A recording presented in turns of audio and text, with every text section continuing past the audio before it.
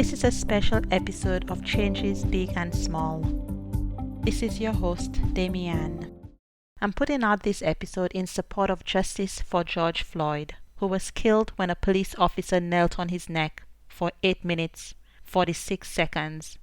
I support justice for Breonna Taylor, who was killed in her own home, and for Dominique Clayton, Eric Reason, Tamir Rice, Philando Castile, Eric Garner, Ahmaud Arbery, and so many others who have been killed by the police in the United States. I'm not American, but I kneel with you and support the fight for justice. As someone who's lived in multiple countries around the world, I've found that Black people everywhere, especially in places where we're the minority, are often distrusted, ill-treated. I stand for equality, for human rights and justice all over the world.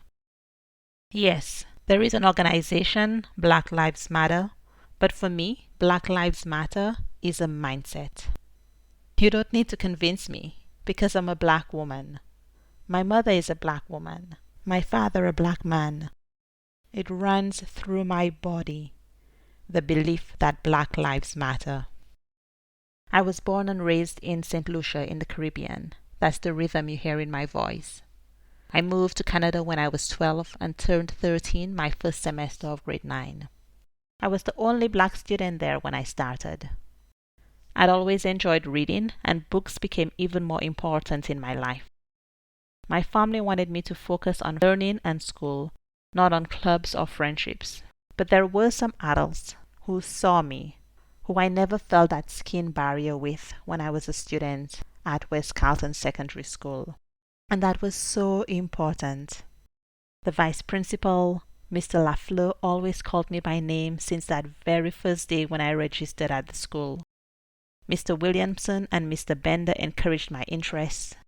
Mr. Smedley told me I had a nice smile, and not in a creepy way, but rather in a matter-of-fact way, so that I never felt unsafe. The librarian, noticing how much I loved reading, started buying books by Black authors for the library. The first book she bought and delivered to my hands was Jazz by Toni Morrison. But my lifeline in that time, the adult who didn't even teach me, but whose classroom I regularly escaped to, was Miss Pompey.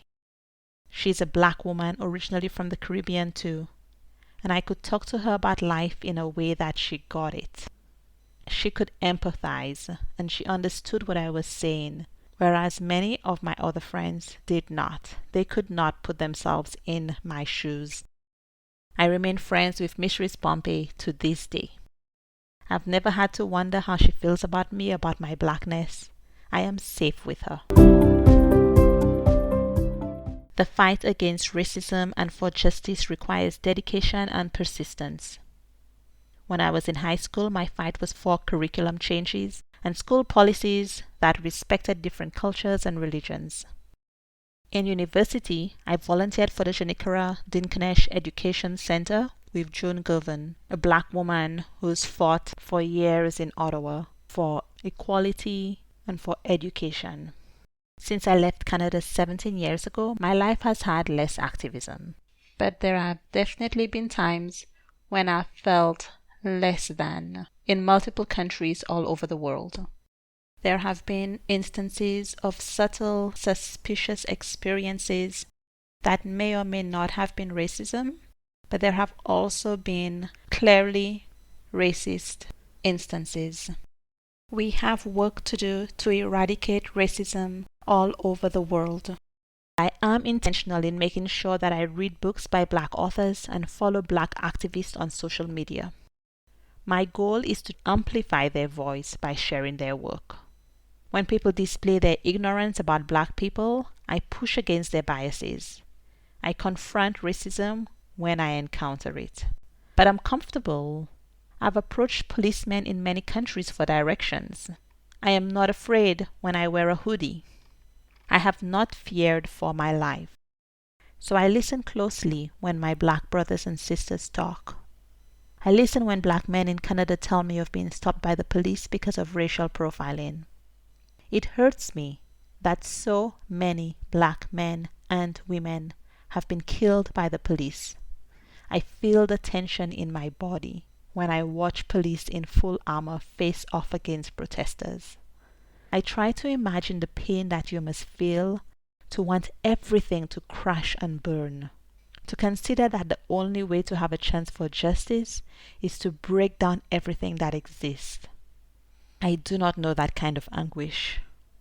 I am a black woman who believes down to my core that Black lives matter, and I also believe that black pain matters. If you don't get why Black Lives Matter, I'm not going to spend time in this episode explaining it. There are better resources than me for that.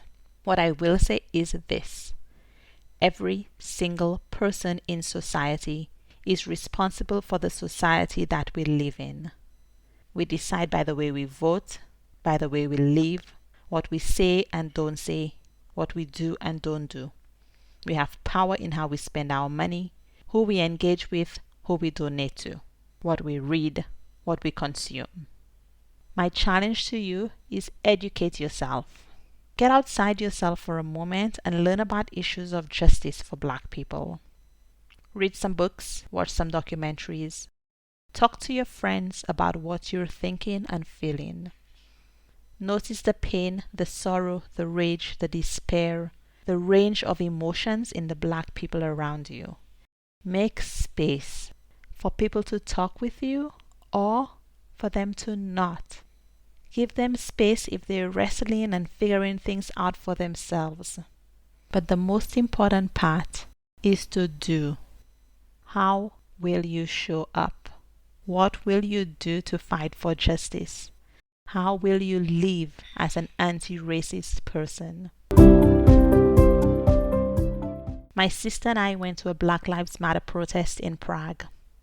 I asked her if she would be comfortable going in the time of coronavirus, and was proud of her when she said that it was important for us to show up. We made posters and we were present in our bodies. We were also processing the event with each other. We got up close to hear what was being said. And as I listened, I could feel the frustration in my body. I was frustrated because I want justice for George Floyd. But I also want to not have to go to another protest for another black victim of police brutality in the future. I want justice for George Floyd, but I also want justice and equality for all black people everywhere. So yes, let's shine the light on what's happening in the United States. But let's also examine racist practices and systems in our own lives, in the countries where we live, the places where we work, inside our homes, inside our minds.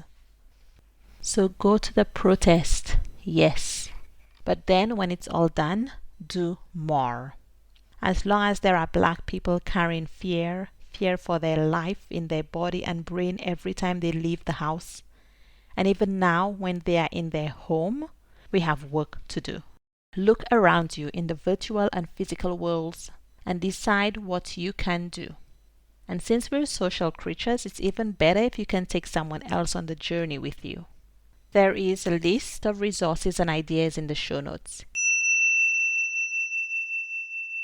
It's not exhaustive because there are lots of places where you can find those, but I also find that when there are too many choices, people get into analysis paralysis trying to decide what is best. Forget about choosing what's best. Choose something and start today. Over the next few weeks, I'll share what steps people are taking in solidarity with the Black Lives Matter movement. If you'd like me to share what you're doing, please leave a comment or share your actions by contacting me by going to changesbigandsmall.com. I'll be back next week with another episode of Changes Big and Small. If you have questions or ideas about Black Lives Matter, justice, anti-racism, equality, you can leave a voice message or contact me using the form on my website. Once again, that's changesbigandsmall.com. I wish you a safe week, a healthy week. Take care of yourself, and I hope to meet you here again next week.